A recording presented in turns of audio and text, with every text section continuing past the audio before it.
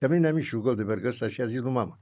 Mama sărancă, sănătoasă, Dumnezeu să o odinească, să-i dea voie. Doamne, uite așa, așa, auzi și ce? Are el să bată mingea, nu mergi să bată mingea dumneata, să nu te mai plimbi pe aici. Mama era arsă goasă. Dacă de aici, tu omul înțelept sau la tata, domne, uite așa, așa.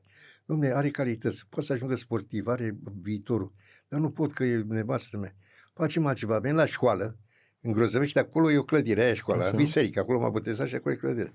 Și a vorbit cu profesorul nostru de lucru manual, traforaj și a zis, domnule, i-a dat tată o șpagă, pune prezent să-l ducă la antrenament. Și m-am dus. Și așa am ajuns la fotbal. Da. Mama, nu era că tata nu m-a atins, dar mama mă bătea de mă rupea. Era și credincioasă, să nu zic dracu. Diavolul, sau dacă ziceam dracu, mi-a dat cu ardei să o și bată, că atunci a vrut să o bată. Nici tata n-a vrut să o bată niciodată. Atunci a vrut să o bată, că mi-a dat cu ardei, uite că am zis dracu. Eu n-am zis dracu până la 20 de ani, când m-a enervat nevastă. Până atunci n-am zis dracu. Dar atunci de copil era o femeie sănătoasă în Argeș. Și v-a dat cu ardei iute la gură.